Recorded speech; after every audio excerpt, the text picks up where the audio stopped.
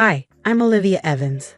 I'm 28, and after years of clawing my way up, I've finally made it as a marketing executive. Sounds great, right? Well, it is except for one thing, my family.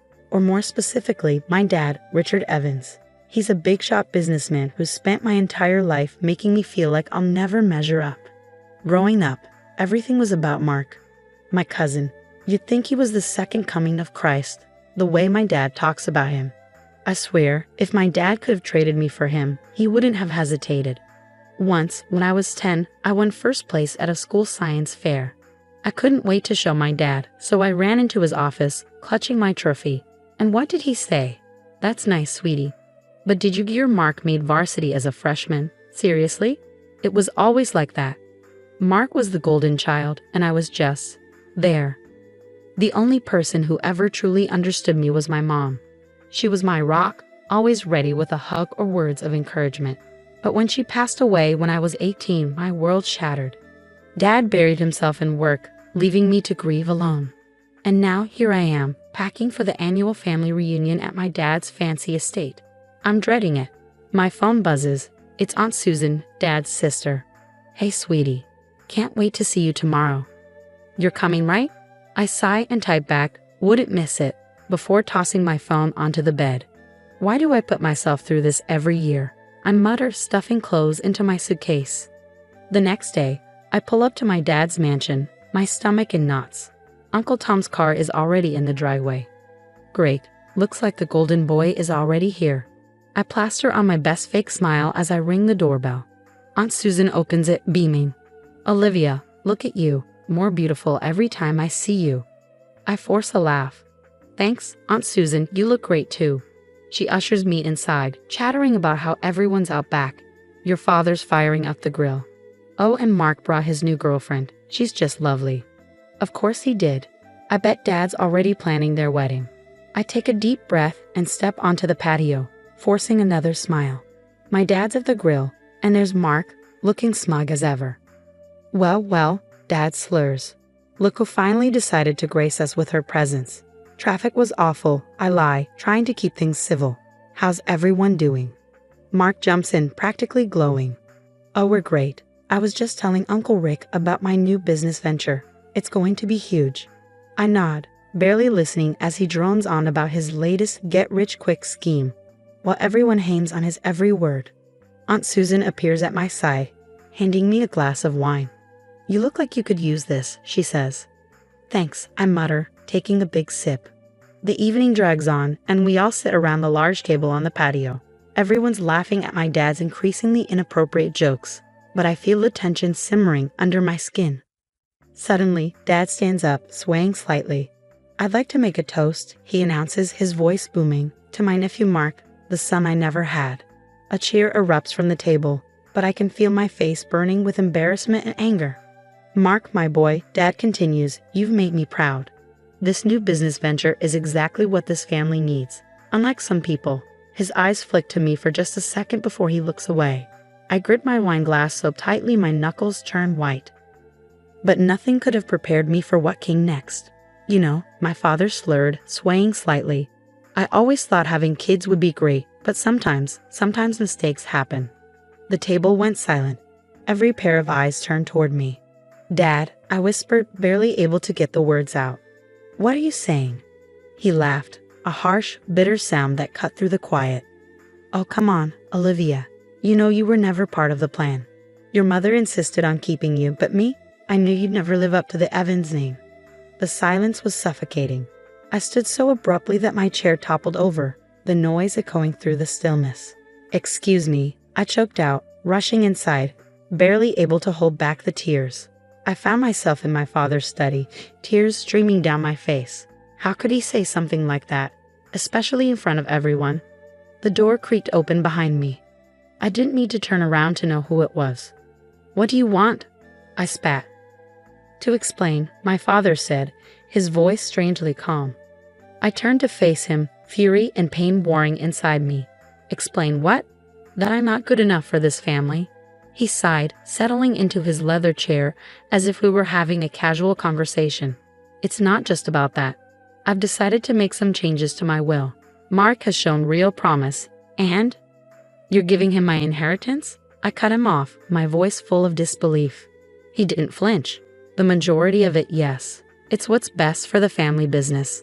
I stared at him, incredulous. So that's it. You're just writing me off completely. Olivia, don't be dramatic, he said, waving a hand. You'll still get something. Just not as much as we originally discussed. I shook with anger, tears blurring my vision. You know what? Keep it. Keep all of it. I don't want anything from you. Don't be hasty. No, I interrupted, my voice trembling with rage. I'm done. Done with you, with this family, with everything. You want Mark as your heir? Fine, but don't expect to ever hear from me again. I stormed out, ignoring the concerned glances from relatives as I grabbed my purse and keys. As I reached my car, I heard Aunt Susan calling after me. Olivia, wait, where are you going? I turned to face her, my voice cold and cutting. Ask your brother. I'm sure he'll be thrilled to tell you all about his mistake. Without another word, I got in my car and drove away, tears spilling down my cheeks as the estate disappeared in my rearview mirror. As I sped away, I made a silent vow. This would be the last time Richard Evans, or any of them, would hurt me. I was cutting ties with my toxic family for good. Later, I stumbled into my apartment, emotionally drained. My phone buzzed on the counter. It was Zoe, my best friend. Girl, where are you? I thought we were grabbing drinks tonight. Zoe, you won't believe the night I've had, I said, my voice breaking as I fought back the tears. I'm coming over. Don't move. 30 minutes later, Zoe was at my door with a bottle of wine and a sympathetic ear. I told her everything, Dad's drunken speech, the mistake comment, the bombshell about the inheritance. That rat bastard, Zoe hissed, pouring more wine. Liv, you can't let him get away with this. What am I supposed to do? It's his money. Zoe's eyes lit up. What if there's more to the story? Your mom always seemed like she was protecting you from something. I frowned. What do you mean? Remember how weird she'd get whenever your dad's business came up? Maybe there's dirt you don't know about. The idea took root. Mom's old letters were still in the attic. Maybe they held answers. The next morning, nursing a wine hangover, I climbed into the attic. Dust-covered boxes were scattered everywhere. After an hour of searching, I found a small locked box labeled Elizabeth's personal. Inside were dozens of letters, one standing out from the rest. My dearest Olivia, if you're reading this, I'm gone. There's so much I wanted to tell you about your father, about our family, things I was too afraid to say. Know that I've left something for you, something your father doesn't know about. It's not much, but it's yours. Look for the key where the sun always shines. All my love, Mom. My hands shook as I read the letter. What did she mean? What was Dad hiding? I needed help. That's how I found myself in a dingy office, face to face with Jake, a private investigator. He had a 5 o'clock shadow and eyes that had seen too much.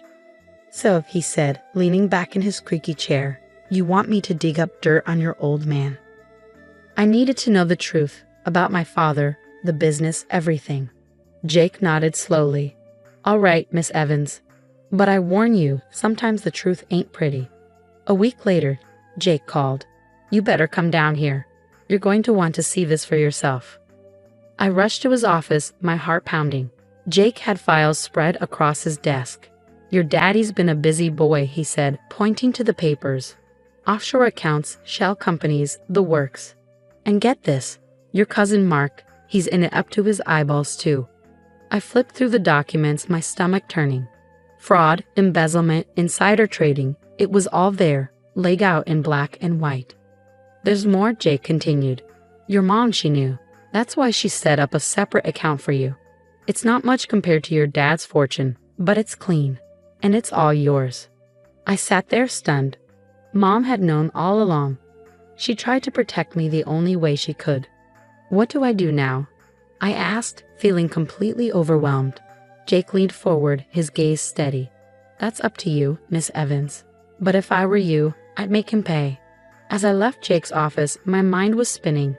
I had the truth now, but what was I going to do with it?